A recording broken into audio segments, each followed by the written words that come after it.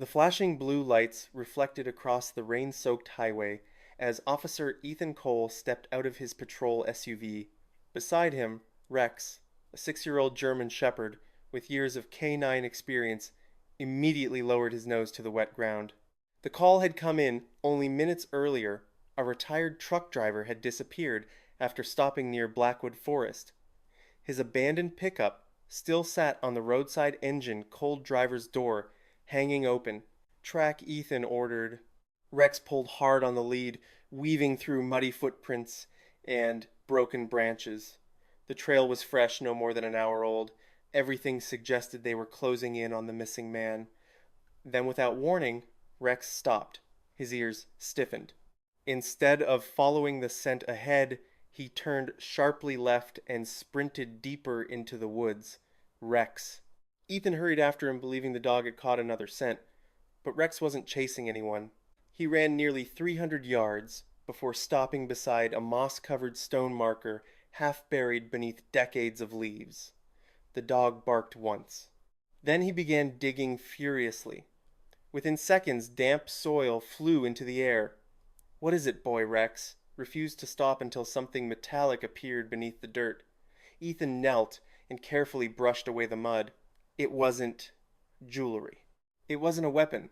It was an old brass prison officer's identification badge, badly corroded but still carrying an engraved serial number. Ethan frowned. A prison badge.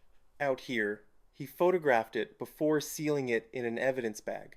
Just as he finished, Rex barked again and rushed farther into the forest. Only 50 yards away they found the missing truck driver lying unconscious at the bottom of a shallow ravine. A fallen tree limb had struck his shoulder during the storm. He was alive. Paramedics arrived within minutes. Among them was Dr. Sophia Bennett, the emergency physician from Blackwood Regional Medical Center. Calm under pressure, she immediately examined the injured man while speaking confidently with the rescue team. "Pulse is stable," she said. "Possible shoulder fracture, mild concussion. Let's move him carefully." As the patient was loaded into the ambulance, Ethan walked over with the evidence bag. "We found this while searching." Sophia glanced at the badge for barely 2 seconds before her expression changed. "Where exactly in the forest?" She looked back at the serial number. "I've seen that number before." Ethan raised an eyebrow. "You have. My father collected newspaper files about old criminal cases. One case always stood out." She paused. The Blackridge Prison escape. Ethan had heard the name. 20 years earlier, a dangerous inmate named Victor Kane had escaped during a prison transport after a violent ambush that left 2 correctional officers dead.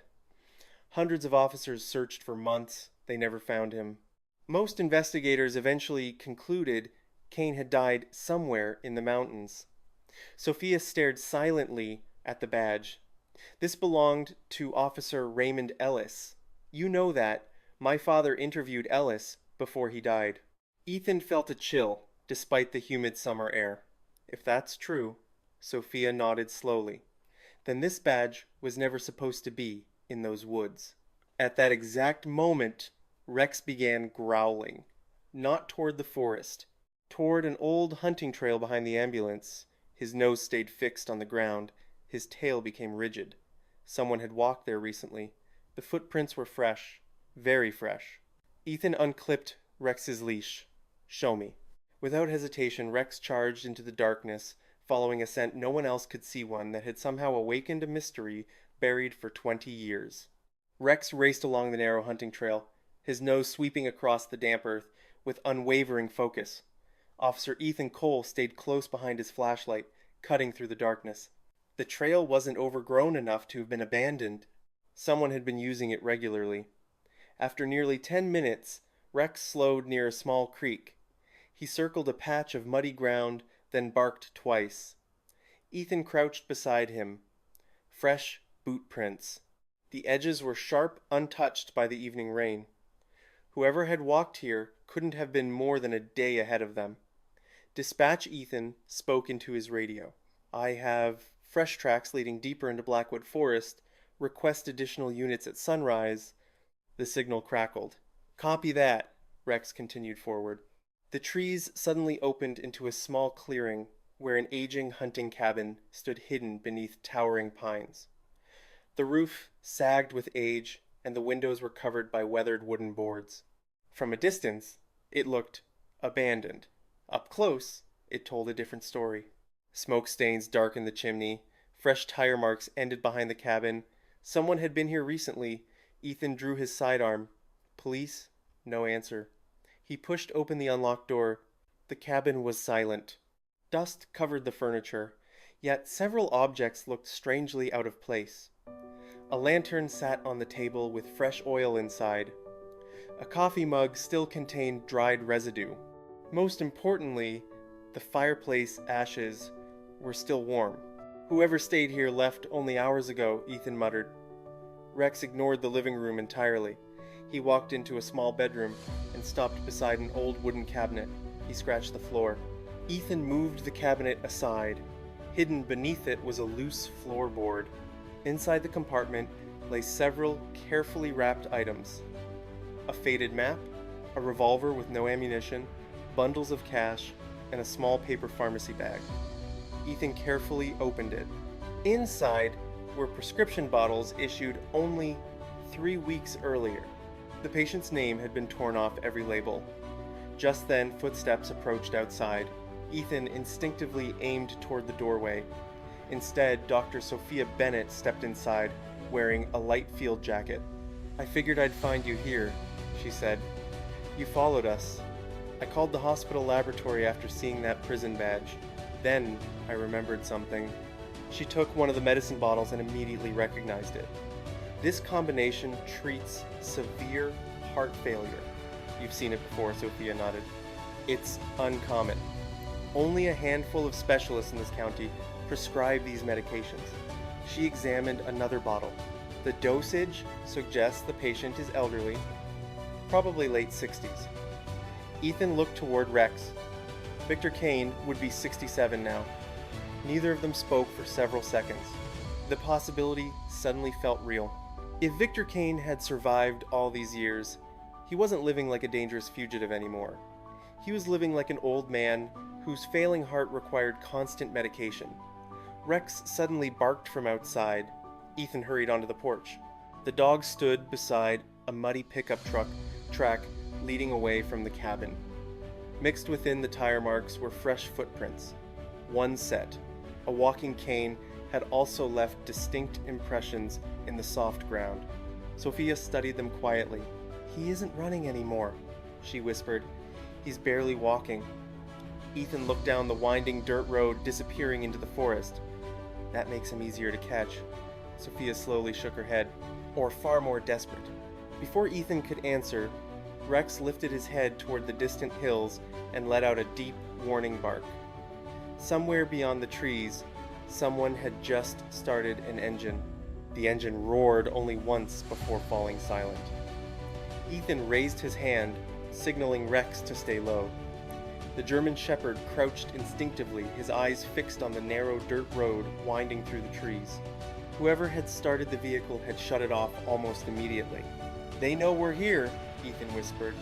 Rex sniffed the air before leading Ethan and Sophia farther into the forest. The tire tracks ended beside an abandoned logging road, but Rex ignored them. Instead, he followed a faint, human scent climbing toward the rocky hillside. After several hundred yards, they reached an old fire lookout tower that had collapsed years earlier. Rex stopped beside a pile of weathered boards. He barked twice. Ethan pulled the debris aside, revealing a narrow entrance hidden beneath the tower's foundation. "A bunker," he murmured. The underground room smelled of damp wood and old metal. A folding bed stood against one wall. Shelves held canned food, bottled water batteries, and medical supplies. Everything was organized with military precision. Someone had lived here for years. Sophia examined the medicine cabinet, the same prescriptions. She checked the expiration dates. Some of these were filled last month. Ethan searched the desk and found an old notebook. Most pages listed supply runs and dates, but one entry caught his attention. "Never stay longer than 3 nights. Never trust the road. Another page contained several newspaper clippings about the prison escape from 20 years earlier. Victor Kane had kept every article. Rex suddenly growled.